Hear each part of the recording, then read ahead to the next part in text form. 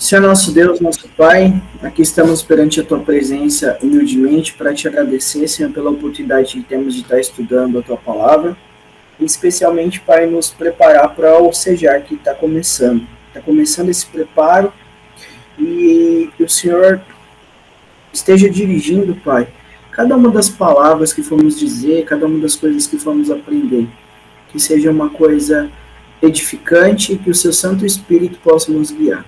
Esteja com cada um de nós aqui nesta noite. Tudo isso nós te pedimos e te agradecemos em nome de Jesus. Amém. Então vamos lá. Vamos começar a compreender por que a gente vai estudar esse tema de hoje. Qual é o tema do Sejar? Quem é que sabe aí qual é o tema do Sejar? A segunda volta de Cristo. Muito bem, irmão Leandro. Segunda vinda de Cristo. Linda. Isso. E aí, para a gente estudar a segunda vinda de Cristo, qual foi a linha de raciocínio do pastor Neilson? Nós precisamos estar preparados para a vinda de Jesus. E para nós estarmos preparados, Deus deixou uma série de profecias. O que são profecias? Previsões do que vai acontecer no futuro, para que o seu povo esteja preparado. Então, Deus deixou uma série de profecias. Então, nós precisamos aprender quais são as profecias que nos preparam desde o momento em que nós estamos agora até o momento da vinda de Jesus. Então, existem alguns acontecimentos que, quando ocorrerem, nós vamos entender que a vinda de Cristo está cada vez mais próxima, certo? Dentre essas profecias, alguém aqui já ouviu falar de alguma profecia que fala sobre a volta de Jesus? Tem a profecia que falou que depois que todo o evangelho foi dado, ele para o mundo inteiro. Muito bem, o evangelho ser pregado, um sinal, muito bem. O que mais? Mateus 24, 6. O que diz Paulo? Eu não lembro de cabeça. Guerras, rumores de guerras. Muito bem, irmão Paulo, certinho, perfeito. Mais alguém lembra de algum sinal da vinda de Jesus? Pode falar aí, irmã Eva. Fome, doenças. Muito bem. Nação contra nação, pai contra filho. Muito bem, perfeito. Muito bem, então o pastor Neilson, ele delimitou 7 acontecimentos marcantes que falam sobre a vinda de Jesus, desde o momento que nós estamos agora até o dia da sua vida. Então ele colocou 7 acontecimentos marcantes, 7 fases até chegar à vinda de Jesus. A primeira dessas fases que a gente vai estudar chama-se a obrigatoriedade ou a imposição, né, da santificação do domingo. Vocês já ouviram falar desse tema? Quem já ouviu falar desse tema aí? O domingo, né, sendo obrigatório para a Igreja Católica, vai fazer, tá tramando, né, tá estudando um meio, né, de fazer como o domingo, né, seja obrigatório. Então, isso implica muito para nós que guardamos o sábado, né? Então, aí, do mais recente foi o Papa ir lá, né, depois dele ser eleito, o último Papa agora, né, e tanto junto com Joe Biden. Então, eles estavam juntos, né, passaram muitas horas conversando. E isso daí é um fato muito importante para nós observar, né, essa conversa deles, porque aí vai impor, né, o domingo, né, como obrigatoriedade. Então, tá muito mais forte, né, do que antigamente a obrigatoriedade do domingo, devido ao Papa Francisco, com esse Joe Biden aí, através do meio ambiente, essas coisas assim, né? Então, é um fato muito importante estar observando, né? O Joe Biden com o Papa Francisco. Perfeito, irmão. Então, nós sabemos que vai ter a imposição da obrigatoriedade de guardar o domingo, e você citou que isso vai partir de Roma, do Papa. E aí a gente tem que se perguntar, mas como é que a gente consegue provar isso na Bíblia? Como é que a gente consegue provar que a imposição do domingo vai ser feita por Roma e pelo Papa? Alguém gostaria de dar uma dica pra gente?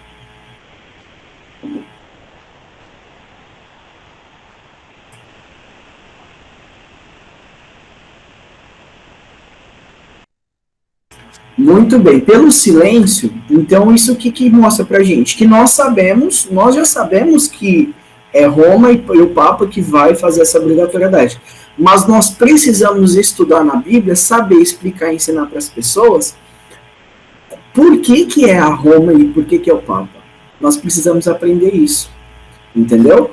Para a gente estudar isso e saber, né, a gente não precisa só saber, nós precisamos também ensinar para a juventude, porque vocês, a função de vocês como coordenadores doutrinários locais vai ser realmente trabalhar isso com a juventude e fazer a juventude entender esses assuntos e saber ensinar para as pessoas e ir muito bem nas provas do CEJAR.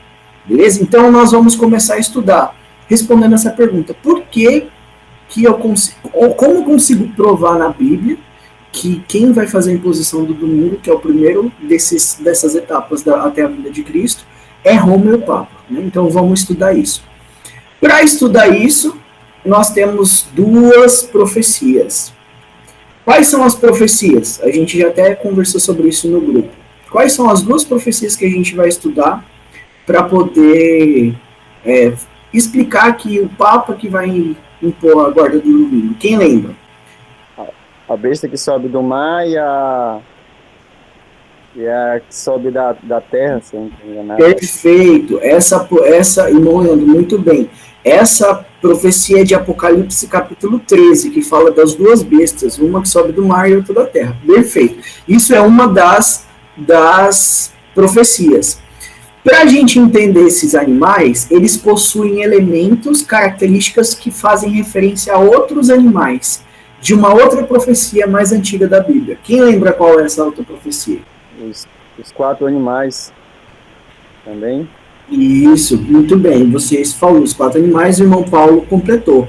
Os 4 animais de Daniel, capítulo 7. Então nós temos ali animais na profecia de Daniel 7 e nós temos animais em Apocalipse 13. Perfeito. Então a gente vai começar o nosso primeiro estudo, vai se basear nessas duas profecias. Só que aí, o que a gente vai, quando a gente vai ensinar para a juventude, essa questão das profecias é uma coisa muito difícil, muito complexa, e nós precisamos, em conjunto, pensar em formas legais, formas tranquilas, agradáveis, da gente trabalhar isso com eles. Então a gente está estudando aqui, e tudo que vocês tiverem de ideias, a gente pode fazer desse jeito, seria legal fazer assim, fiquem à vontade, tanto os coordenadores doutrinários quanto as outras pessoas que estão por aí, tá bom? A primeira pergunta que surge na nossa cabeça é o seguinte, então hoje nós vamos estudar sobre profecias, o símbolo da verdade. A primeira pergunta que a gente faz é a seguinte: por que Deus usa símbolos nas profecias, ao invés de ser direto e claro em apresentar os acontecimentos? Vocês já perceberam que, principalmente Daniel e Apocalipse, tem um monte de símbolos que é difícil a gente entender? E que. Aí eu pergunto para vocês, por que vocês acham que Deus não vai lá e diz logo o que tinha para dizer? Por exemplo, o Papa vai fazer a obrigação do domingo, ou dizer que vai acontecer tal coisa de forma exatamente clara. Por que Deus fica usando símbolos? O que vocês acham? Quem gostaria de responder essa pergunta? Na sua opinião, por que você acha que Deus fala através de símbolos? Na Bíblia fala que Deus ia revelar os mistérios ao povo dele, né? Então eu creio que justamente por isso ele usa de simbologia, parábolas, como Jesus fez pelos discípulos, ele ensinava por parábolas para todos e depois explicava ali para os discípulos, porque eles mostravam interesses e esperavam, né? Muito bom. Então você disse aí que Deus usava símbolos, né? Jesus também através das parábolas, porque ele queria revelar os seus mistérios para o seu povo. Muito bem. Irmão David, e você? O que você acha, irmão David? Por que Deus usa símbolos nas profecias, ao invés de falar tudo abertamente? Primeiramente, paz a todos. Tem bastante motivos, né? Algum deles, devido a algumas transições de todos os escritos, que muitos deles também foi passado pela administração de Roma, Então, um exemplo, se eles vissem lá, o líder deles vai mexer nisso explicitamente, eu digo que eles poderiam modificar ainda mais a Bíblia, né? Então, acabou tendo esse certo tipo de linguagem para que o povo de Deus, completando o que o Davi falou, né? Tivesse essa interpretação com auxílio do Espírito Santo, para que as outras pessoas, às vezes, acabam ficando em oculto para que eles não possam mexer. Muito bem. Bacana, então, parte, né? show de bola. Então, no caso, você apresentou que Deus, ele fala através de símbolos para proteger as verdades que ele tem para revelar para o povo, né? Porque senão as pessoas podem querer mexer, modificar, destruir, né? Muito bem, perfeito, irmão. Tem uma pergunta aí, tá escrita lá embaixo, ó. Você conhece alguma simbologia que aparece na Bíblia? Aqui tem alguns exemplos na imagem de símbolos, né? Alguém conhece algum desses símbolos? Quem conhece algum desses símbolos aí, não precisa explicar o que significa, mas se você conhece do que se trata, né, o que é, levanta a mãozinha aí, aperta o botãozinho para levantar a mão. Se você conhece algum deles, já ouviu falar de algum deles, não precisa explicar o que significa. Irmão Paulo, qual que você conhece desses aí? Só um. Estátua de Nabucodonosor. Perfeito. Reino. Muito bem, perfeito. A estátua de Nabucodonosor. Irmão Davi, fala um aí que você conhece. A mulher montada na besta. Muito bem, a mulher montada na besta lá de Apocalipse, né? Perfeito. Ok. Tem mais alguém que conhece algum desses daí que está na imagem? Irmão David, fala aí mais um. A besta, né, que surgiu do mar. Muito bem, a besta que surgiu do mar, que era ali com a aparência de leopardo. Perfeito.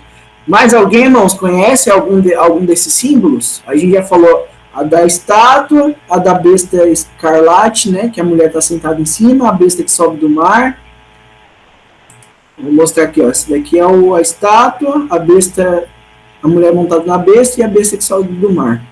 Mais alguém conhece algum outro que está aí na imagem? Os 4 cavaleiros do Apocalipse também, né? Perfeito. Aqui, ó, os 4 cavaleiros do Apocalipse. É bem famoso também. Muito bem. Irmão David, você consegue continuar a leitura? Irmã Nicole, vai lá, irmã Nicole.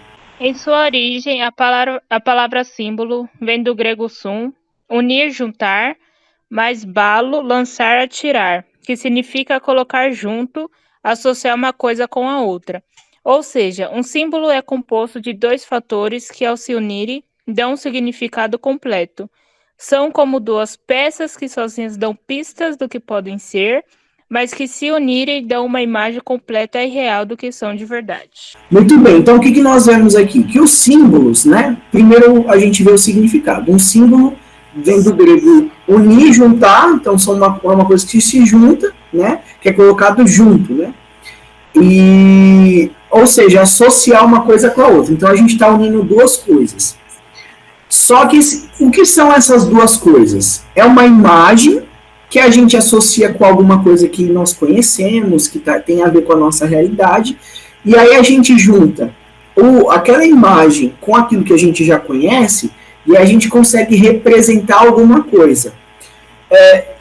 São coisas que elas dão pistas de algo que pode ser, né? E quando a gente junta uma coisa na outra, a gente consegue compreender do que está falando.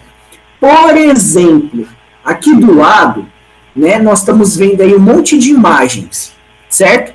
Cada uma dessas imagens é um símbolo, e aí você associa com algo que você já conhece da sua realidade e você consegue entender do que está falando. Por exemplo, vamos lá. Quem conhece algum dos símbolos que está aí do lado, nessa parte branca? É um de localização aí. De localização. Qual? É esse aqui, né? Isso. Por que tu sabe que isso daqui significa localização? Olha, devido a gente mexer em alguns aplicativos e ele demonstra, né? Mostra para nós essa linguagem, né? Perfeito. Porque lá significa aquele local. Eles usam esse ponto aí, né? Esse símbolo. Maravilha. Então você só de olhar isso daqui, como você já conhece outros aplicativos que tem uma coisa parecida, Então você já sabe que isso daqui está falando de localização no mapa. Perfeito. Vamos lá, irmão Davi. Do Wi-Fi aí. Do Wi-Fi, esse aqui, né? E Por que tu sabe que é Wi-Fi? conectar a internet, né? Todo lugar que a gente vai ver sabe que tem internet.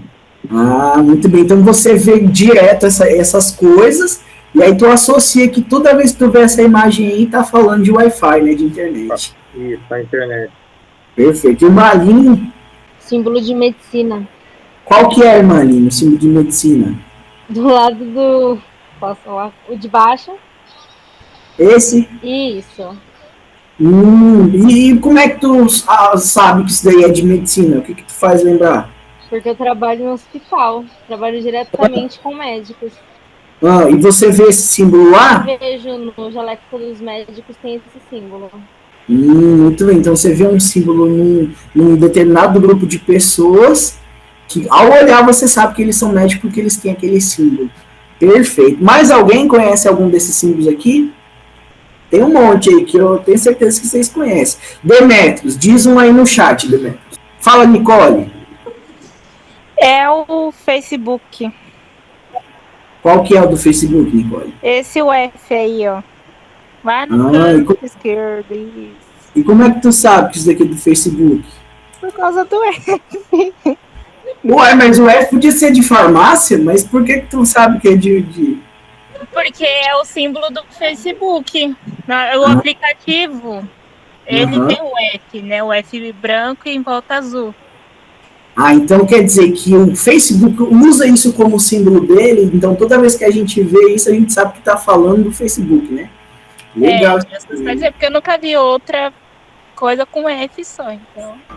Perfeito. Olha, o Demetrius colocou que aquelas argolas coloridas ali é das Olimpíadas. Muito bem, muito bem. Show de bola. A gente tem vários aí, ó. Tem o símbolo aqui de notebook, formato de um computador. Esse é o de carta, que é o de carta, às vezes pode ser uma mensagem, pode ser um e-mail, né? Esse daqui, www da internet. O arroba de e-mail ou do Instagram, um telefone, um celular, um relógio, um fone de ouvido, o clique do mouse, a cruz, que a gente associa a Jesus, a igreja. E aqui nós temos um quebra-cabeça. Então, muito bem. Pessoal, então, olha só que legal. Então, símbolos são coisas que são imagens de coisas que estão no nosso dia a dia, no nosso cotidiano, associado a pessoas, a grupos, a empresas, a alguma coisa. E quando a gente vê aquela imagem, a gente já associa, poxa, aquilo ali está falando exatamente daquilo que eu sei o que é. Por exemplo, o Facebook, que ela falou. Aquele F eu sei que o Facebook usa como símbolo dele, então eu sei que é aquele do Facebook. Na Bíblia a gente vai encontrar exatamente isso, Deus usando símbolos nas profecias, que as pessoas, principalmente daquela época, quando olhava, quando via Deus falando sobre um símbolo, falava, ah, Deus está usando esse símbolo aqui para falar daquele povo lá, porque aquele povo lá usa esse símbolo lá como símbolo deles. Ou aquele símbolo que ele está usando, ele parece, tem características que me fazem entender do que Deus está falando. Então, por isso que a gente vai ver símbolos nas profecias, né?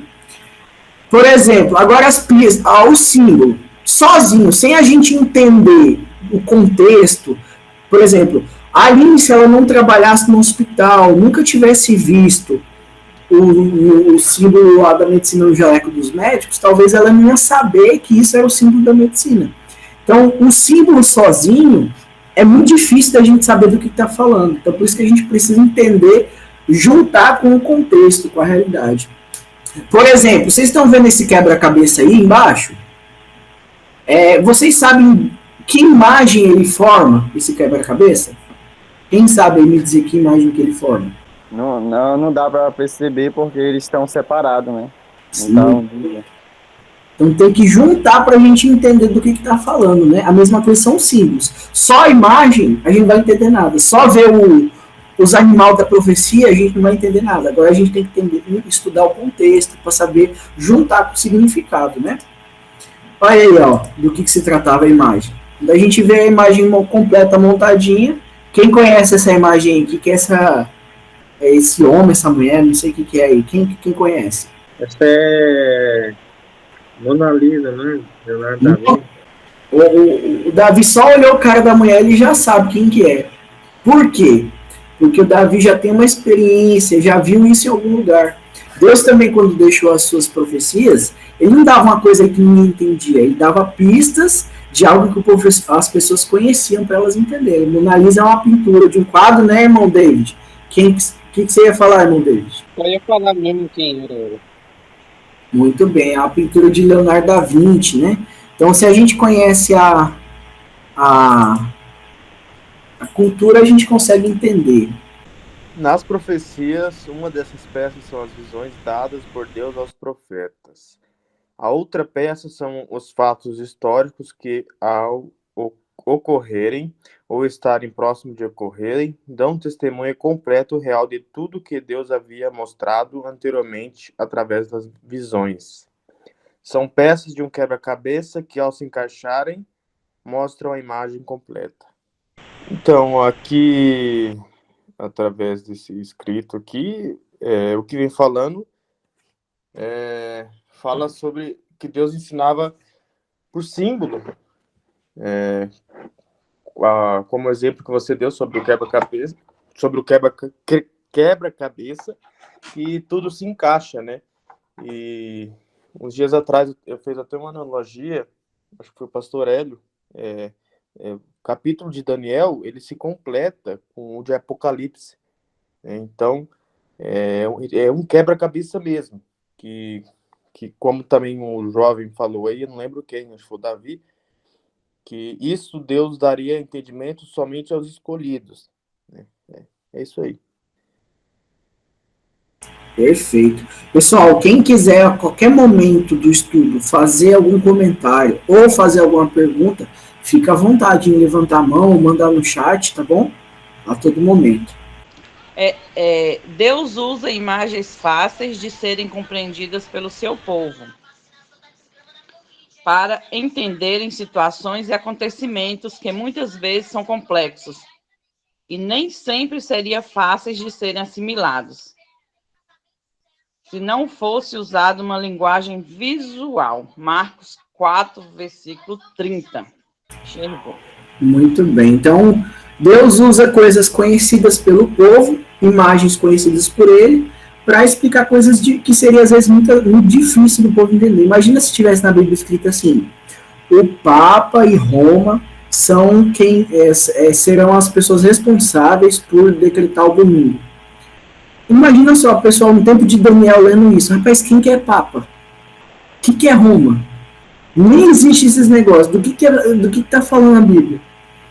Então Deus usa elementos que o povo pode ver para poder entender coisas que ainda não aconteceram, né? E que quando acontecer eles falam, então era disso que Deus estava falando. O que diz Marcos 30, Davi? Marcos 4:30. Ele dizia: com que compararemos o reino de Deus, ou com que parábola o apresentaremos? Marcos 4:30. O que tem a ver esse versículo? Deus queria mostrar que Jesus queria mostrar para as pessoas o que era o reino dos céus. E aí ele pergunta: com que a gente pode comparar o reino de Deus? Que parábola a gente pode usar para representá-lo? Então você vê que Jesus, às vezes, para ensinar coisas que era difícil das pessoas entenderem, ele tentava usar coisas simples, da realidade das pessoas. Fala: rapaz, vamos pensar aqui em uma árvore. Como é que a gente pode ensinar para as pessoas sobre o reino de Deus falando de uma árvore que é plantada e cresce e chega até o céu? Então Jesus tentava usar isso. Como é que eu posso explicar para as pessoas que vai vir um reino que vai ser poderoso, que vai fazer um monte de coisa? Um animal, vamos representar para um animal. As pessoas entendem, você já viu um animal, sabe como é que ele é. Então vamos falar de um animal ali que vai destruir as pessoas e que é bravo. Então Deus usava símbolos que as pessoas entendiam para explicar as verdades que muitas vezes eram difíceis. O costume de usar símbolos e alegorias é algo que se percebe até mesmo através de Jesus, que também falava por parábola. Você já tinha até falado sobre isso, né? No começo da live, que Jesus também fala por parábolas, né? Então, se a gente vê nas profecias, símbolos lá nas profecias lá atrás, a gente vê símbolos também nos tempos de Jesus, ele contando parábolas. Alguém conhece alguma parábola? Quem conhece alguma parábola, já ouviu alguma parábola aí? Manda aí no chat, qual parábola você já ouviu falar de Jesus? Jesus contando. Ali na imagem a gente tem até uns exemplos de parábolas, né? Muito bem. Quem ficou com o Salmo 78:2? Irmão Leandro, Lê, irmão Leandro. diz assim: abrirei a minha boca numa parábola, proferirei obscuros provérbios de antigamente. Muito bem. Então, é um versículo que comprova que Jesus falaria, né? Aqui é uma profecia de Davi, falando que Jesus iria falar através de parábolas. Esse seria um sinal de que ele era o Messias, né? O Messias haveria de falar através de parábolas. Quem que ficou com o próximo versículo? Mandou, muito bem. Tudo isso disse Jesus por parábolas à multidão. E nada lhes falava sem parábolas, para que se cumprisse o que fora dito pelo profeta, que disse: abrirei em parábolas a minha boca, publicarei coisas ocultas desde a fundação do mundo. Muito bem, Demetrios, explica aí pra gente no chat o que está querendo dizer esses versículos, o que tem a ver com o nosso estudo, tá bom? Manda aí no chat. Quem ficou com o próximo? O irmão David, né? Vou colocar a Marcela para ler aqui. Vai, show de bola. Paz. E com muitas parábolas semelhantes lhes expunha a palavra, conforme o permitia a capacidade dos ouvintes. E sem parábolas não lhes falava, tudo, porém, explicava, em particular aos seus próprios discípulos. Perfeito, muito bem. Então, quando alguém perguntar para vocês, rapaz, esse negócio de símbolo aí é coisa do Velho Testamento, não, isso não dá para entender nada não. Aí a gente já sabe, não, é verdade. O próprio Jesus, a gente pode ver em Salmo 78:2, Mateus 3:34, 35, Marcos 4:33, 34, a gente vê que Jesus realmente fazia uso de parábolas também, né? Usava os símbolos. Muito bem. Não, Demetrios, depois manda aí a explicação dos seus versículos, tá bom? Mas por que parábolas? Essa prática possui como objetivo, além de tornar mais fácil a compreensão usando elementos comuns à nossa realidade, fazer com que as verdades reveladas sejam compreendidas somente por aqueles que a buscam com sinceridade, dedicação, de coração aberto e com o estudo da palavra. Perfeito, muito obrigado, Irmalinho. Então, por que Jesus usava parábolas, né? Então, a gente vê aí que, primeiro, era com aquele objetivo de fazer ser mais fácil de nós entendermos as coisas do céu, as coisas que tem que acontecer, que às vezes seria muito difícil da gente imaginar. Então, Deus e Jesus, né, através das parábolas, usava símbolos para a gente entender coisas comuns, para a gente conseguir compreender, né? Coisas que faziam parte da nossa realidade. E ele também fazia com que as verdades reveladas, aquilo que precisava ser mostrado, né, ensinado por Deus, elas fossem compreendidas somente pelas pessoas que estivessem buscando com sinceridade, dedicação, né, e de coração aberto para o estudo da palavra. Isso nós conseguimos compreender através de quê? De quais são as passagens que nos ajudam a compreender que isso que está escrito aí no slide. Deixa eu ver quem está por aqui. Paulo, Mateus 13, do 10 ao 15, certo? E quem quiser depois, tem uma leitura muito boa que fala sobre isso, porque que parábola é maravilhoso para ensinar as coisas do céu.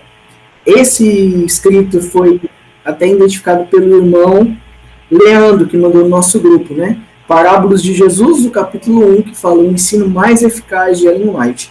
Lá ela vai explicar o porquê que Jesus usava parábola e por que era tão bom Jesus usar parábola. Quem foi que ficou com Mateus 13, 10 e 15? O Paulo, né, Paulo? Isso. Pode ler? Pode ler. E vieram os discípulos e lhe perguntaram: por que tu falas por parábolas?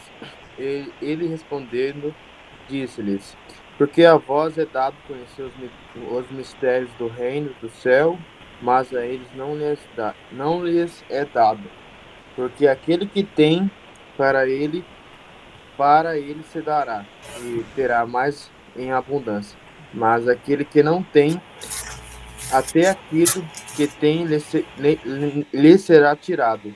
Porque lhes falo por parábolas, porque eles vendo, não veem, e ouvindo, não ouvem nem compreendem. E nele se cumpre a profecia de Isaías, que diz: ouvindo, ouvireis, e não compreendereis, e vendo, vereis, e não percebereis. Porque o coração deste povo se fez pesado, e os seus ouvidos ouvem pesadamente, e eles fecharam seus olhos, para que em nenhum momento vejam com os seus olhos, e ouçam com os seus ouvidos, e compreendam com o seu coração, e se convertam, e eu os cure. Então, aqui a gente vê Jesus falando, a gente percebe que no versículo 11 ele fala que só alguns foram dados os mistérios, né, do céu e da terra. Não era todos. E a gente sabe que nem todos ali que estavam ali com Jesus, ouvindo ele, era para em si aprender, mas sim para criticar, rejeitar e atacar.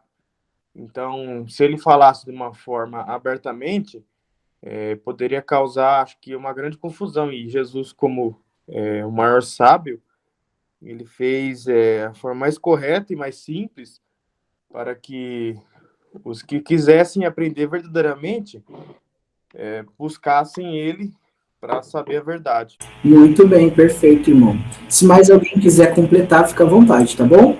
Irmão Paulo, antes disso, deixa eu ver o que o Demetrius escreveu aqui no chat, sobre a explicação do que ele leu, né?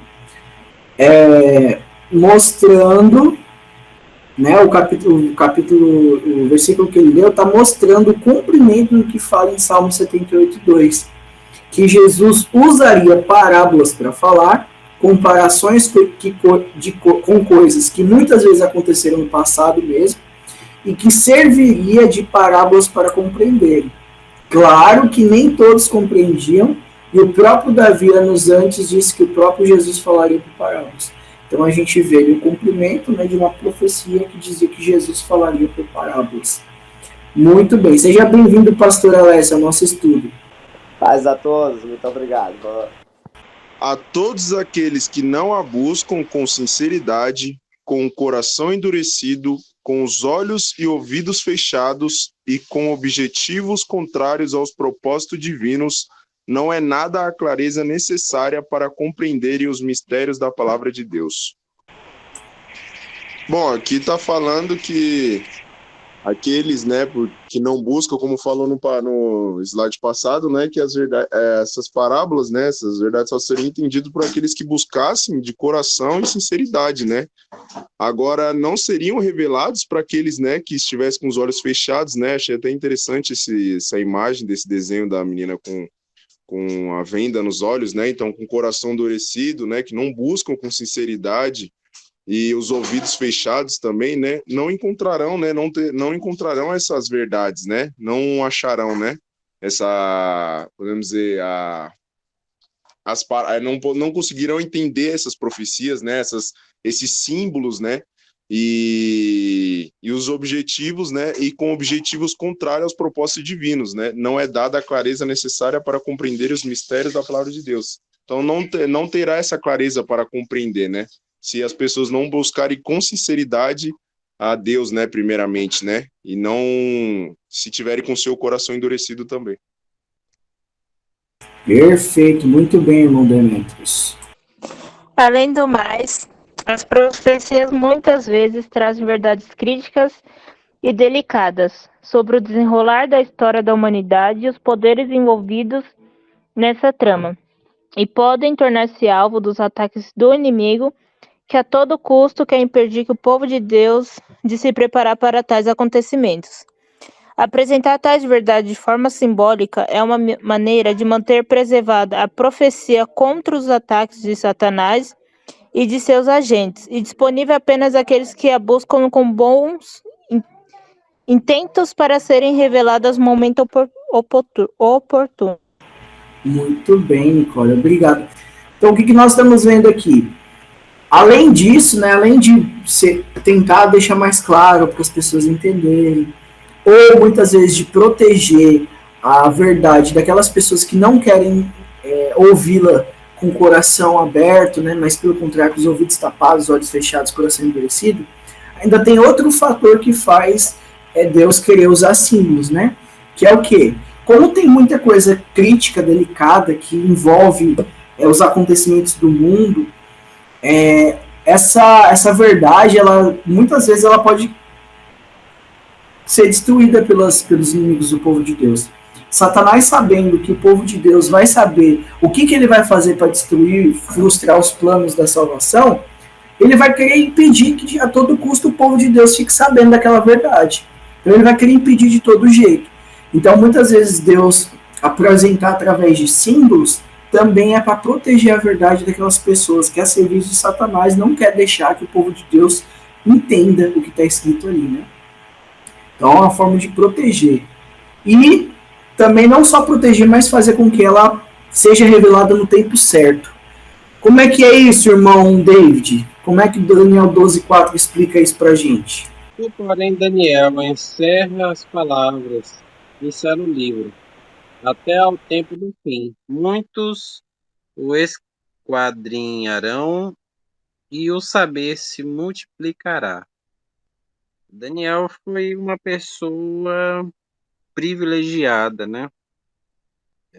Ele, no caso, Deus viu, né, graça nele e acabou dando para ele várias profecias que era para o tempo do fim, assim como foi falado, né? Então foi algo que ele relatou e assim como está dizendo, foi selado esse livro para quando? O tempo do fim, né? Que são o nosso tempo hoje, o tempo que estamos vivendo hoje. É o tempo já, né, de ter sido aberto esse livro e a gente estamos com esse todo saber. E o saber se multiplicará. Então, assim como está dizendo aqui, né? Tanto na parte das profecias, como você está explicando aí, as profecias que a gente estamos tendo estas clareza hoje, no tempo de hoje, quanto o saber mesmo da ciência também, né? Que se multiplicou também. Então, é algo interessante. Perfeito, meu irmão. Muito bem. Então nós vemos aí que Deus revelou para a pessoa certa e isso devia ser revelado para os demais, né? O significado somente no tempo certo que ele quisesse também. Excelente. Então tá, chegamos aí praticamente ao fim do nosso estudo de hoje, que era para responder essa pergunta. Por que Deus usa símbolo nas profecias, ao invés dele ser direto e claro em apresentar os acontecimentos? Então eu gostaria que cada um de vocês contasse o que vocês entenderam. Pode ser só uma coisa. Por que Deus usa símbolo, então, nas profecias, ao invés de ser direto e claro em apresentar os acontecimentos?